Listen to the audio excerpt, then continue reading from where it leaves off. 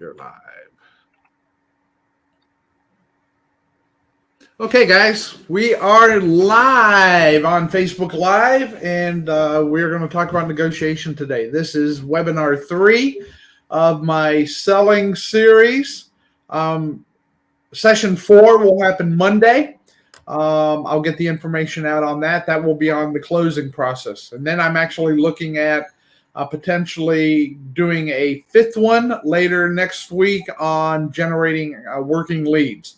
But right now, we're just going to focus today on the negotiation process. So to get this thing off, again, who's this session for? Anyone involved in selling, whether you're the owner, whether you're the general manager, the sales manager, or just a sales professional. Now is the time to make yourself better. You need to actually, don't just be watching Netflix, but make yourself better. Get prepared so that when the opportunities show up at your doorstep, and they are coming, you'll be ready to go. So in the next 45 minutes or so, we're going to talk about how you can be ready, make yourself better for the opportunities.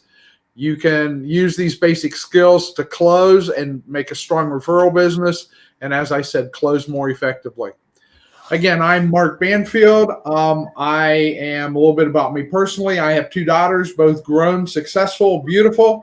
I've been in this business for over 25 years, and I figured out a while ago I've trained over 100,000 sales professionals, and helped them take them and their income to the next level in this whole process.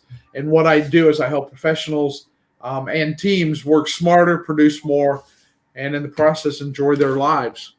So that's me. I do have 2 panelists that I'd like to introduce right now with me, and there'll be a 3rd one joining us later, hopefully. So right now I'm going to introduce, first of all, Mark Shinneberry. Mark's at the bottom of the screen in the middle. Mark, go ahead and introduce yourself. Well, good morning. I'm Mark Shinneberry. I'll keep it really brief because, as Mark would tell you, I can talk quite a bit. I've been in the automotive finance sales and marketing field for 32 years, both leading teams, training, and actually out there knocking on doors and bringing business in. I'm excited to be here. Okay. All right. And then beside him is Mickey. Mickey, go ahead and introduce yourself. Hello, everyone. My name is Mickey Kipler.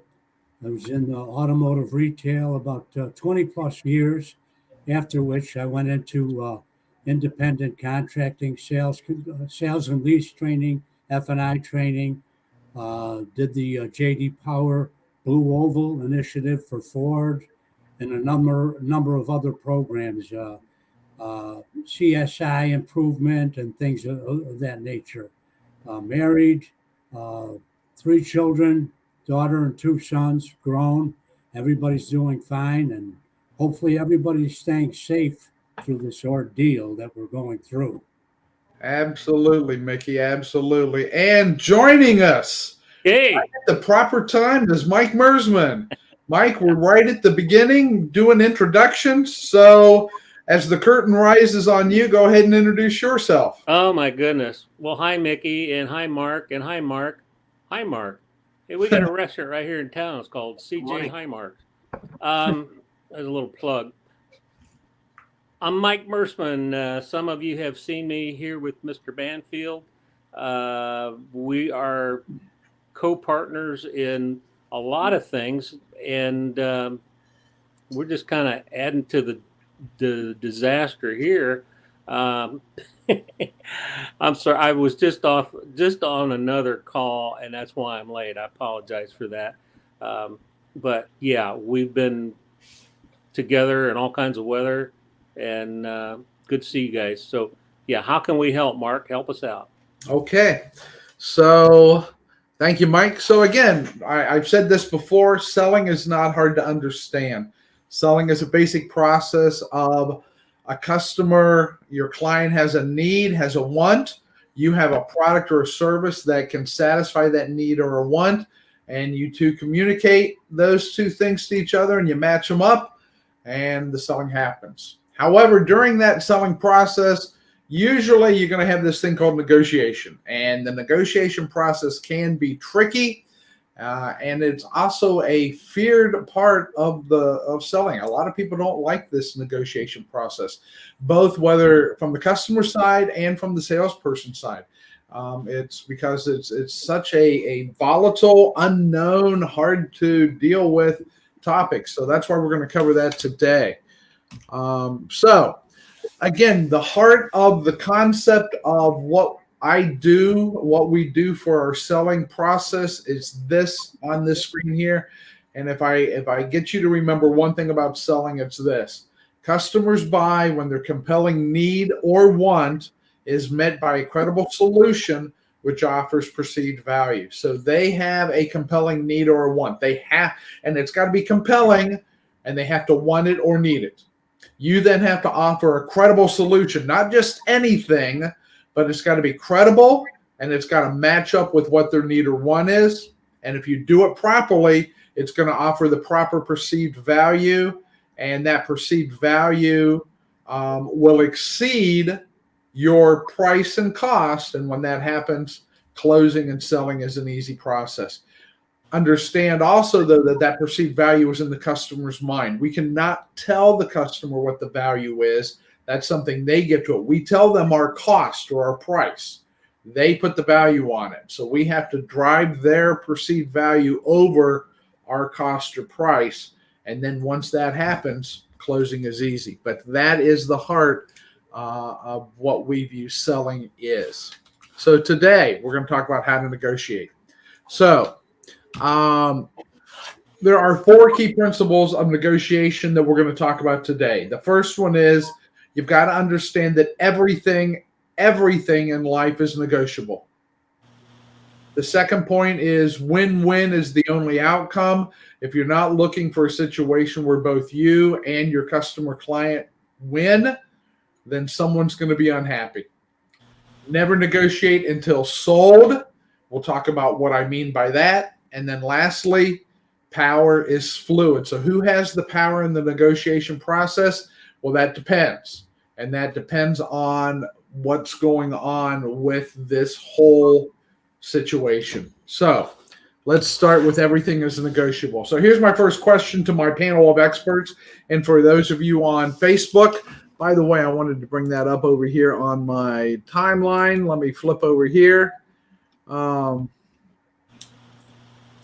So guys, tell me, are those things negotiable as you look at them there? Our secondhand cars, used cars, cars in general, is a house, is a carpet from a carpet person. Are those negotiable items? Yes or no? Absolutely. Okay. Mickey, you agree with that? All of the above. Okay. Mark, you good with that? Absolutely. Yes. Yeah. And again, we've all had experience in the car business, buying houses, buying things from those vendors. They're all negotiable, right? It's an accepted part of how you do that. But let me ask you this question then. Whoops, I hit the wrong button. What about this list? What about a shirt or clothes that you buy at a store in the mall? What about a meal at a restaurant? What about beer, wine at a grocery store? Are those things negotiable? Mark, what do you think? Yes. Yes, you say that a little less quiet, a little more quiet though. Yeah. Mickey, what about you? Are those negotiable? At times, but not 100%. Okay, Mike. Yeah, it depends on what country you're in. Okay, we're in America. Okay, we're in the U.S. of A. So are they? As a rule, no. Those things you just go, you see the price tag, you either buy it or you walk away. One of the two. So why are these not negotiable? I mean, really, should they be able to be negotiated, the price on these things? They should be. Okay, so why aren't they? People are of the perception that these items here, a price is set, and that's what it is. Okay. Take it or leave it. That's the mindset. Yep. Yeah, I agree. I agree with Mickey. Absolutely, it's a perception. Okay. It's all a perception. It's all in the customer's mind. Mike, what were you saying? Well, no, I agree with Mickey. As a rule, those things, they're accepted values.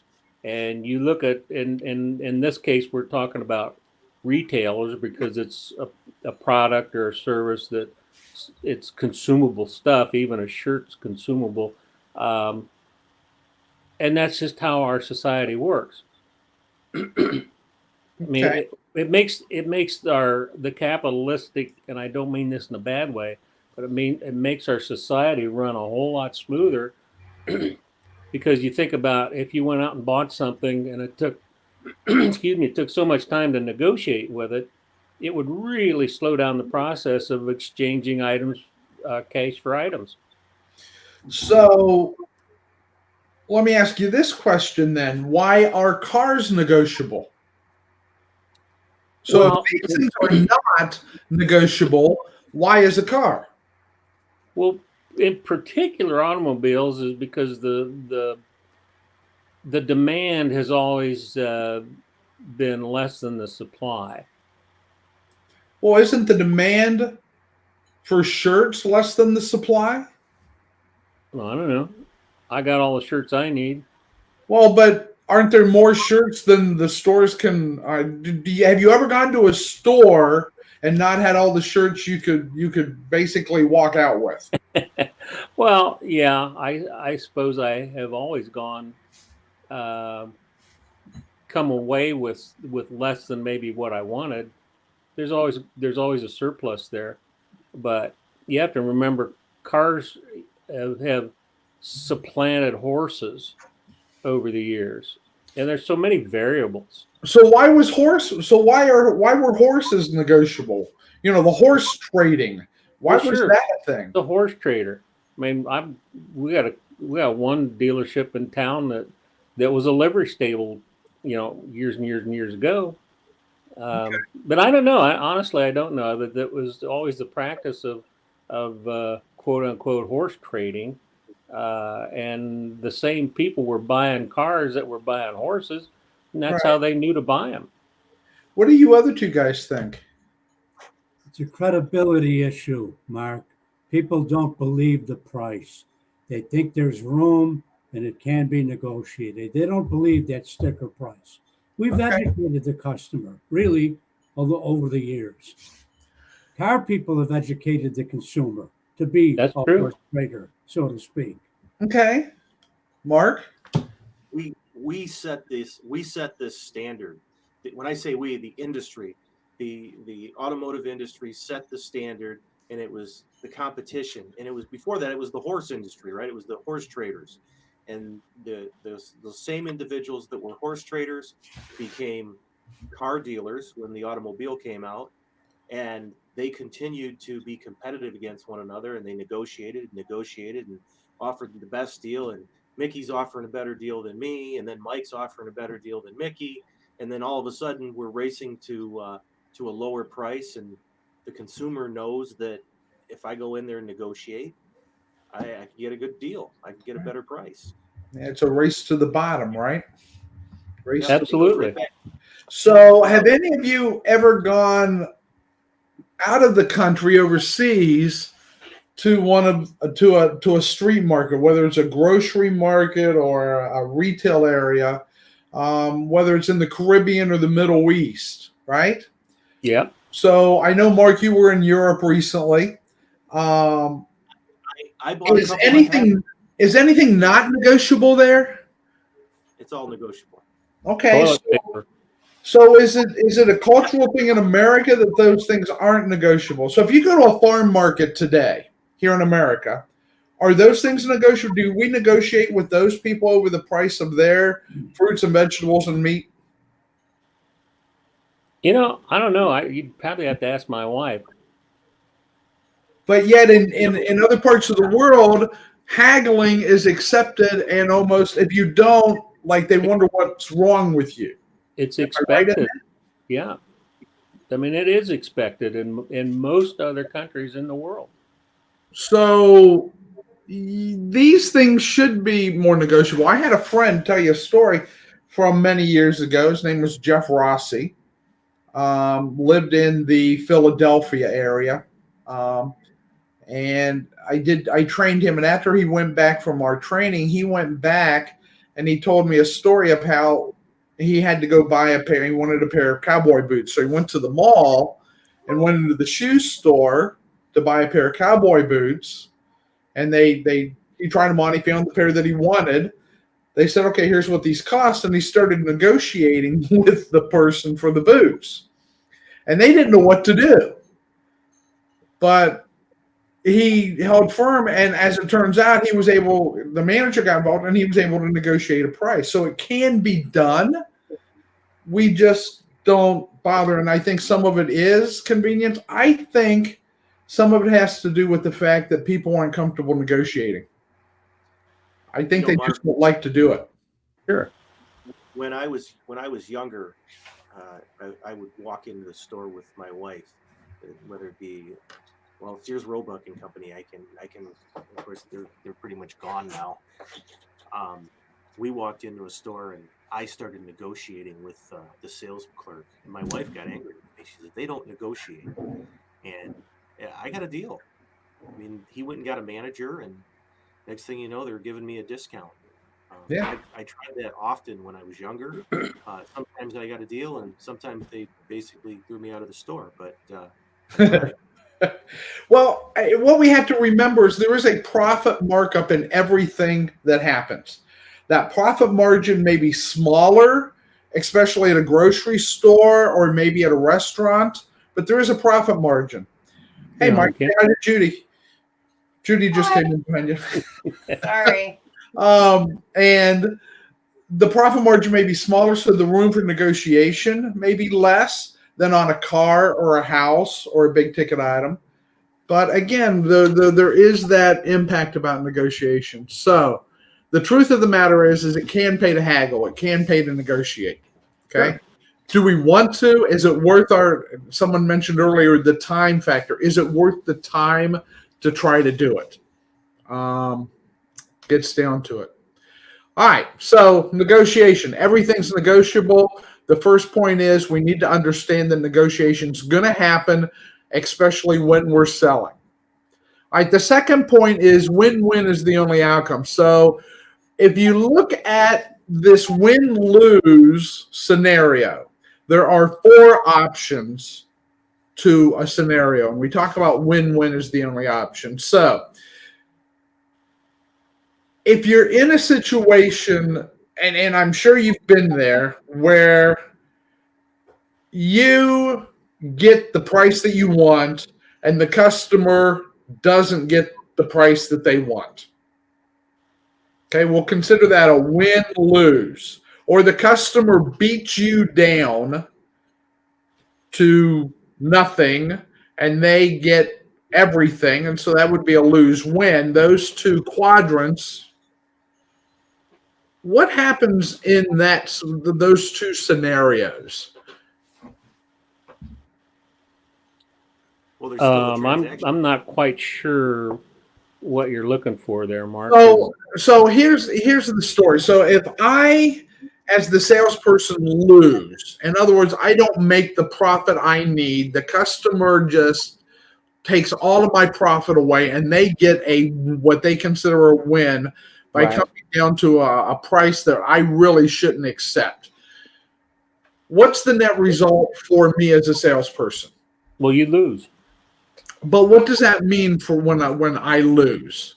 You're very deflated. Okay, so deflative. So what's the long-term effect of that?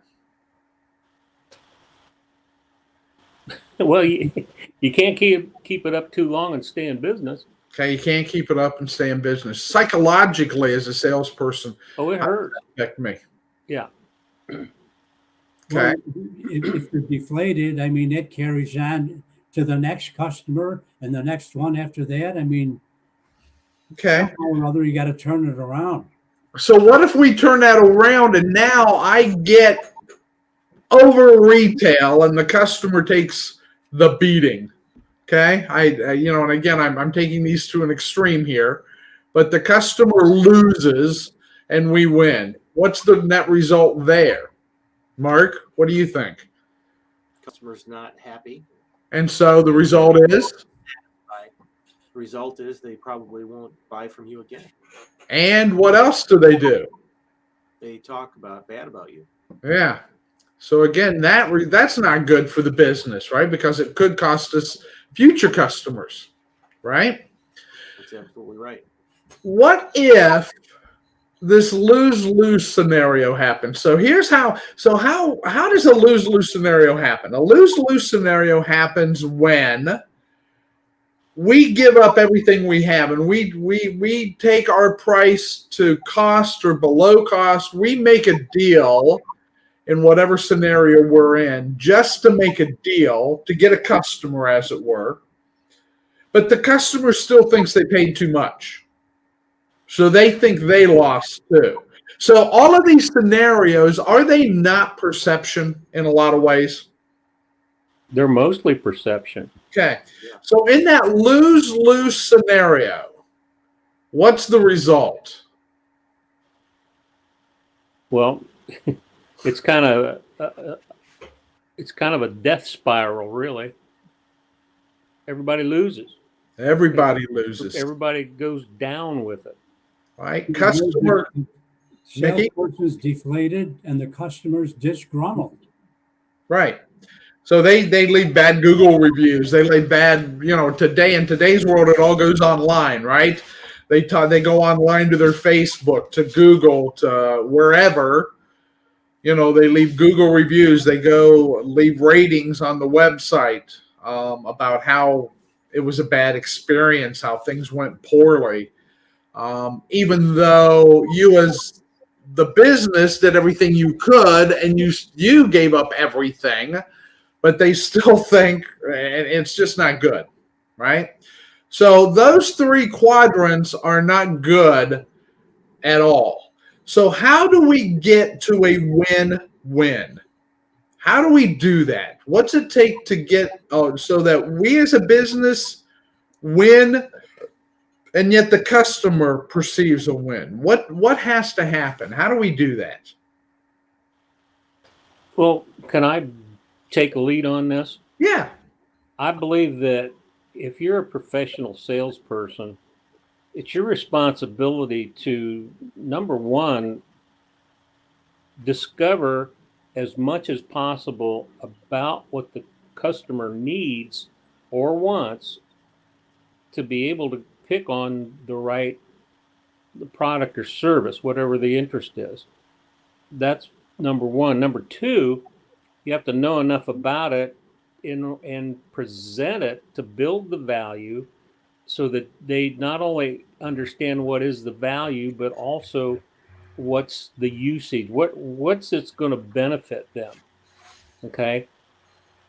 On the sales side, if you take a nothing deal and you lose, whose fault is that? It's your fault. It's the salesperson's fault. Okay. Or maybe the sales manager, depending on, what industry we're in, but it all comes back to the salesperson. You have to manage this. It's like managing a sports team. Okay. You want to win. You have to have the right things going and you have to look out for them and you have to maybe coach along the way. Perception, value are all things that typically customers know or need to be taught during the process. So that's my 2 cents. Yeah, very nice. Comments from you other two? What Mike said. Okay, nice. Yeah, so Mickey?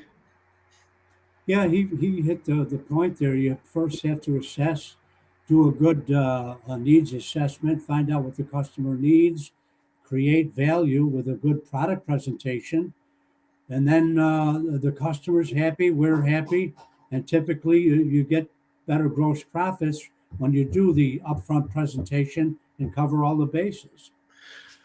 So playing off of what you just said, Mickey, in which of those four scenarios do you usually make the most money? The win-win. The win-win. And yet in which one of those scenarios is the customer happiest?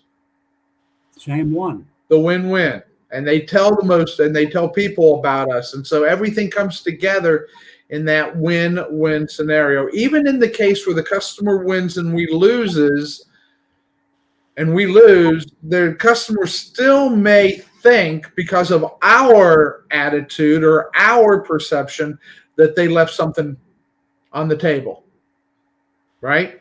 Correct.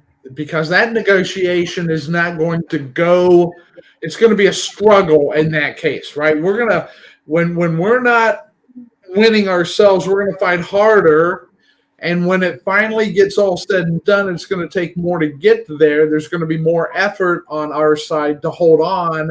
And so that customer may very well say, hey, I did what I needed, but there may have been more.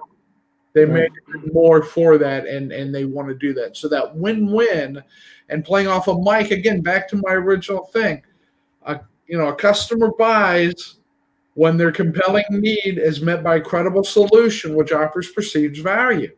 That's the win-win scenario. Right. Okay. Point number 3, never negotiate until sold.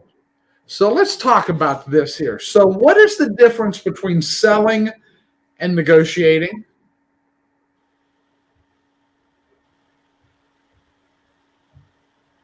And for those of you who watch, Selling you guys have seen this for the first time too. So go ahead, Mickey.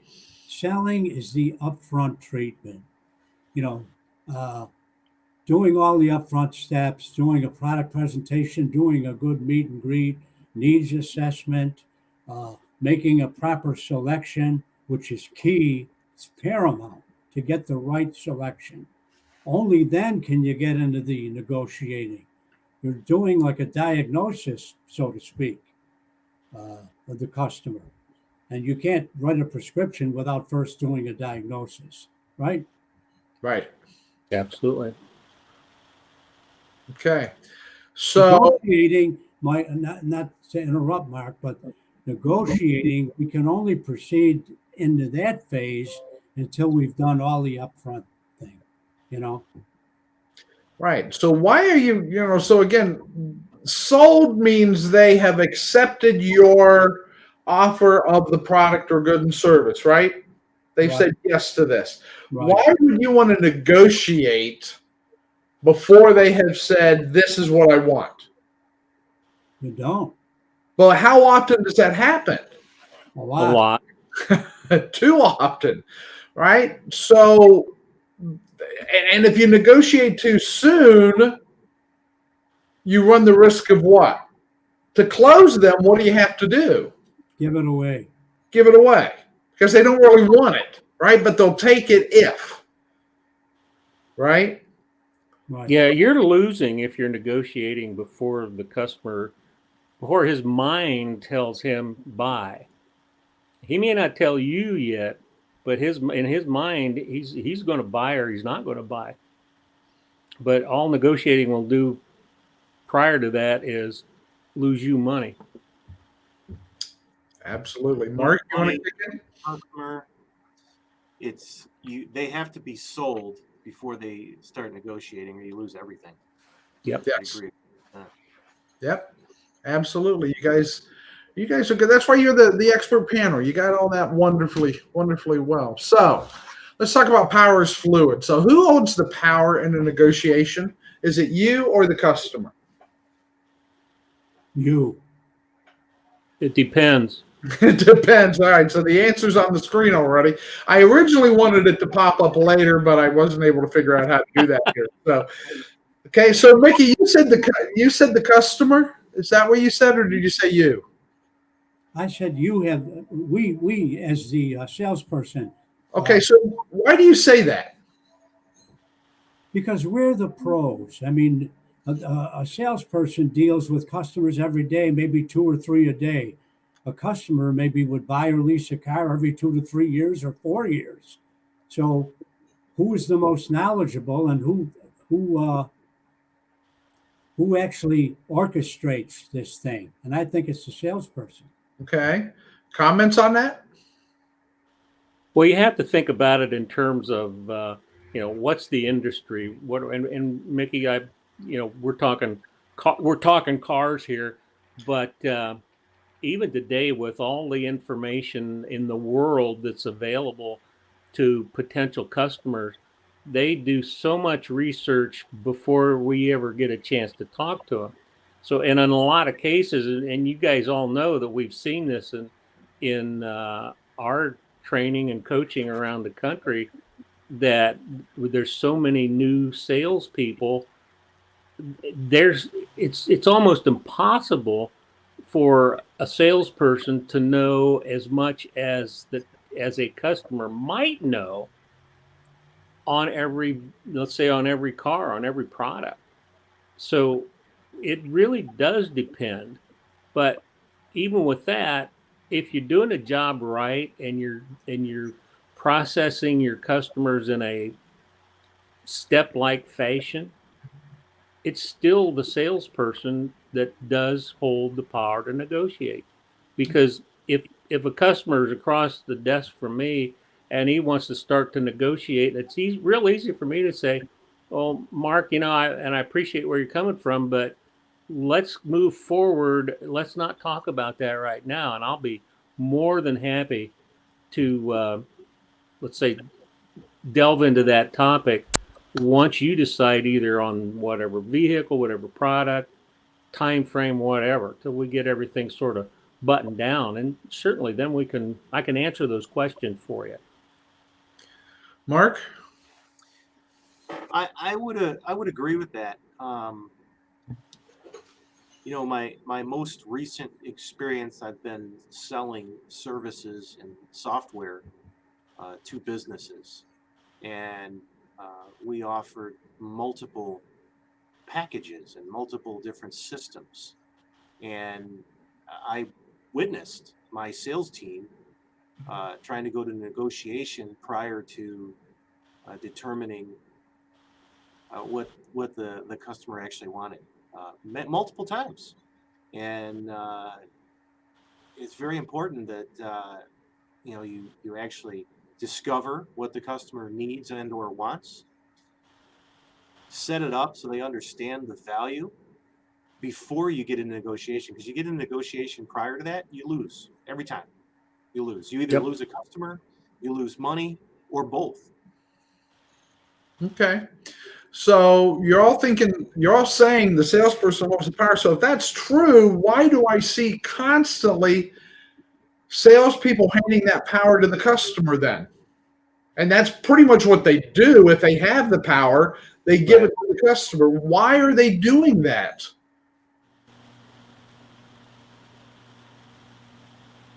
They don't have the confidence, not trained properly, a number of things. Right. I think you can distill it down to fear. Right. Yeah. Right. Yeah, and I agree with Mickey 100%. Yeah, they want so bad to make the sale that they pass the power, which gets to the next slide. So who owns the power depends on three things: the need, the choice, and the precedent. So what I'm talking about is the need. Who has the greater need in this negotiation? So, all right. So what would the consequences be if a deal wasn't agreed on for both parties? How much pain would be felt if nothing happens? How much gain would be achieved if a deal is reached? So who has the greater need in those to answer those questions? All right. So what are the consequences if a deal wasn't agreed on for both parties? So if I'm a salesperson negotiating with a customer, what are the consequences if we don't reach that deal? And who has the worst consequences, the greater consequences, moves that need? Does that make sense? Yeah. Well, how much pain is going to be felt if a deal isn't made? So customer comes in to buy this widget. If they don't buy it, how much pain are they going to feel for not buying the widget? So let's say it's the middle of July and it's 90 degrees outside and they need a new air conditioner.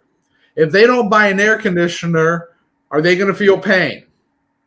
They will when they get home. right? So as the salesperson selling the air conditioners and that customer, if that deal doesn't happen, who probably has the greater pain?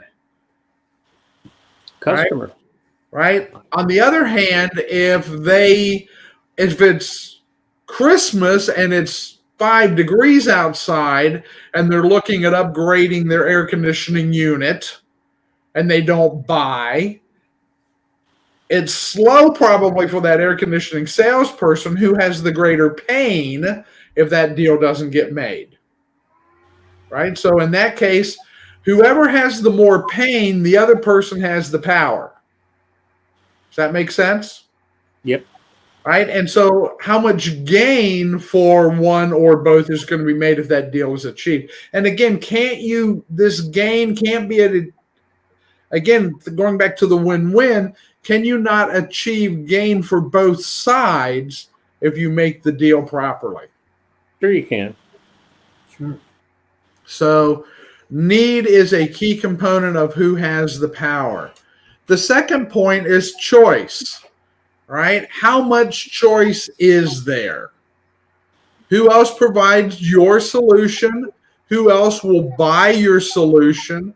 What options do you have if you don't agree to a deal? So we talk about the best alternative to a negotiated deal. So how much choice out there is there? Whether you're buying a car, buying a house, buying a shirt, how much choice is there? Who has the power in that? If there's a lot of choice, who has the power? Customer. The customer. If there's a little bit of choice, if you have a scarcity right now in the world, toilet paper, whoever's selling toilet paper and has a large supply of toilet paper, do they have power? Sure do. At least here in America. Okay. Not to get off topic, Analogy. I love that. but I went to the store yesterday. My local grocery store here in Cincinnati is a little place called Kroger. The toilet paper and paper towel aisle was empty, not a roll to be seen. But I was there to buy some soap, some bar soap, hand soap. Guess what? I could buy all the hand soap I wanted. They were limiting it, but I could buy all the hand soap I wanted. The shelves were full of hand soap. What's wrong with that picture? That no toilet paper, but plenty of hand soap. I just want you all to think about that for a moment, and we're not going to talk any more about it. All right, so choice. How much choice is there? Buying cars. Okay, that's what we talk about, a commodity. A commodity means there's a lot of options, there's a lot of choice. If there's too much choice, can you charge a high price? No, because again, someone else is going to sell it for a lesser price. All right, who else provides your solution? What if you're a service? Right? What if you are someone that does cleanup after your basement leaks, right? So your sump pump goes out, your basement floods. How many people out there can fix that, can clean up your basement? A number of them. How much choice is there in doing that? Some of that choice for those people is how quick can they get to you? Exactly. If your basement is 3 feet deep, you need them quick. If it's, like there's just the floor is damp, right? So how much choice? Looking at it from the other side, as the salesperson, who else other than this customer will buy your solution? So if I'm selling houses, if I'm a realtor and I'm selling houses, who else is going to buy, other than this customer, the houses that I have to offer? And where do I find those people? If I'm selling pizzas today, where do I find my customers? Who else is going to buy my pizza other than this person I have right now? The car business, again, we keep going back to that, and we are familiar with it, but it's a classic case of this. There's a lot of cars out there for people to choose from. There's a lot of supply of cars. Yep, for sure. So who else is going to, if I've got a customer interested in my car and I don't close them, if they walk, as it were, if they don't buy, who else is going to buy my car? The next customer. Right. And then if I don't agree to a deal with that customer, what's my backup plan? What's my alternative? What options do I have if I don't agree to a deal on that product or solution? You got to go find another one. As a salesperson, we've got to be thinking of that at all times, right? What's our alternative? What is the main alternative most salespeople fall back on if they don't agree to a deal? Price. Price. They cut their price. Should they not have a different option? Well, for sure. Okay. What other option could you offer? Maybe they're on the wrong vehicle. Maybe offer an alternate vehicle. So that gets back to Mickey. You talked about how did you describe that? The analysis up front, Diagnosis. right? You didn't, when you found out what their wants and needs were, you didn't do a good enough job of picking the right solution. We talked about that earlier. If you don't pick the right solution, you're negotiating on the wrong thing. You're probably not going to close them, right? Right. Yeah. So, but again, have an alternative, right? So if this one doesn't work for whatever reason, what's your alternative? Do you have another vehicle with different options, right? So maybe they wanted something with leather. Do you have another vehicle with leather? Maybe they wanted something in a color. Do you have another color that might be acceptable? What are your alternatives if you're selling a house and they really wanted a 5-bedroom, 3-bath house and you don't have one? What's your options? They wanted this area. What are your options? Always have a backup plan. So if plan A doesn't work, you've got a plan B. The last one is precedent, and this is something that a lot of people don't think about, but this really gets into how you do things over time. Historical deals will influence future negotiations, and if you're unaware, the company is so if a customer is aware that your business is open to making concessions, the customer is going to be more confident in asking for those concessions. And we talked about that up front, the car business, right? The car business has trained people to do what? Negotiate. Everybody. Right?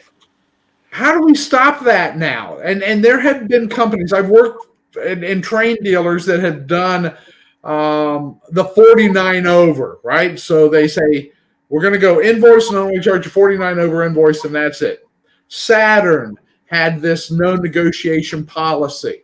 Were those things in the long term successful? No. Why not?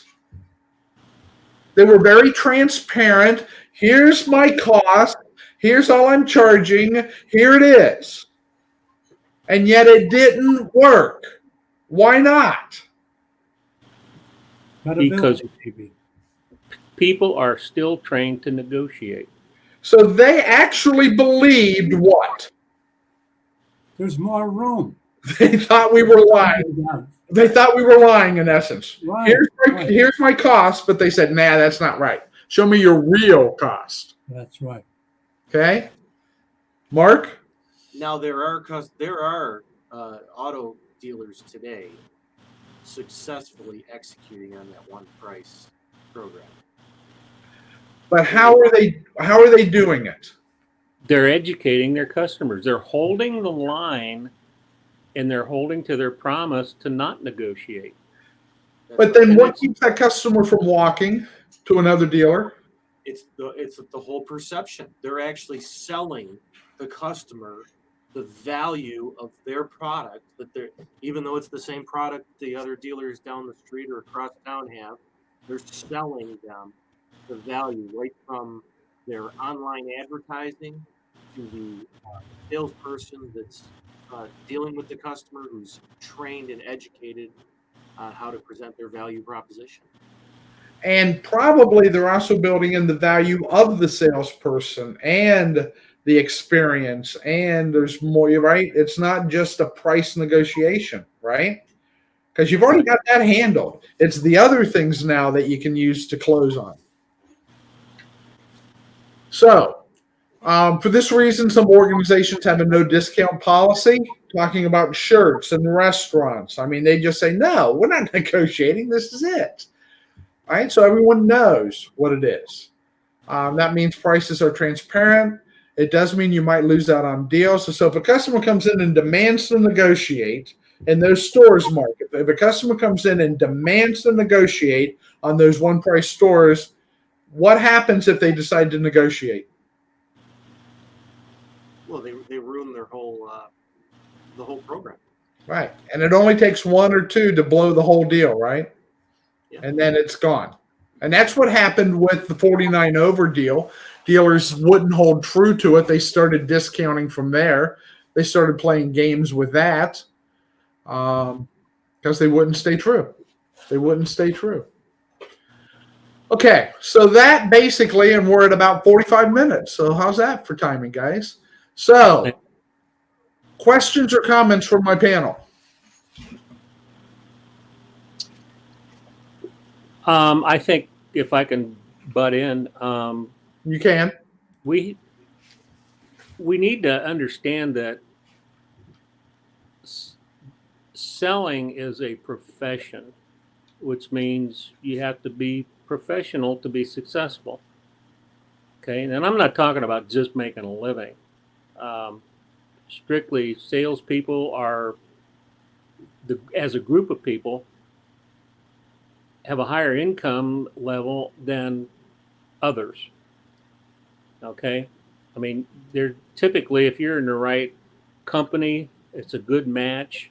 Doesn't matter what you're selling. Typically, your earnings are unlimited, which is kind of a good deal. But you got to remember that if you're a pro, you do things step by step. You play by the rules, and you be responsible. You have enough confidence to tell a customer who is being unreasonable to hit the bricks. And I think we've all done that. Not a lot, but we've all done it enough to say, you know what, I did make the right decision. So all of these, the negotiation part, you got to look at it like as negotiating. It's part of the conversation, but it's important not only how you handle it, but when you allow it to take place. Customers need to feel a certain amount of win, and we got to let them feel that, but we got to win too.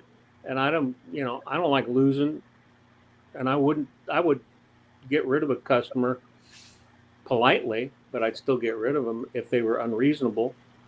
So that's just my take. Cool. Mickey, you want a closing argument? A closing Sure. We talk about closing and negotiating. A huge part of this is overcoming objections. Really, these people aren't trained to overcome objections, and it may not be a real valid objection. They have to do a little more digging and probing to find out what's really going on here. But usually they just cave in and then give the thing away. You know, it doesn't have to necessarily mean cars. In any selling mattresses, they just cave in, go to the bottom line instead of like probing the customer from to find out what's really going on, because what they throw out initially may not be valid. We have to find that out. All right. Mark, you want to finish up? So I would agree with Mike that, selling is a profession. And in any profession, we have processes you have to follow. If they don't follow the process, and this is adding into what Mickey said, if they don't follow the process and actually go through every step of the selling process, they're going to lose when it comes to negotiating every time. Okay. Yep, I agree with all of that.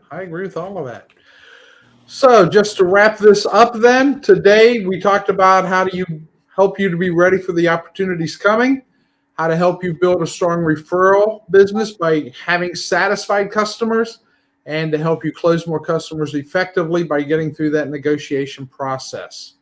So these keys are the beginning. I'm going to be hosting more webinars. The next one is next Monday. Pay attention and watch for me giving notifications on Facebook for that and LinkedIn. And again, if anyone wants more information, I am available through a variety of these processes. Here's my contact information. If anyone wants to get a hold of me either on Facebook, LinkedIn, book me on my calendar, or actually email me. I'll be glad to take care and answer any questions that you might have. So why am I doing them? I just want to help all of you. I want to make your time productive. And again, please contact me if you do have any questions. So again, thank you for attending. I want to thank my panel, Mark, Mike, and Mickey. You guys are great, and you've got a lot of experience. Again, we're going to do this again Monday, and we're going to talk about how to close a customer and do it so that we can both win. So with that, we're going to sign off. Have a great rest of your week and a weekend, and we'll see you Monday. Thanks, guys.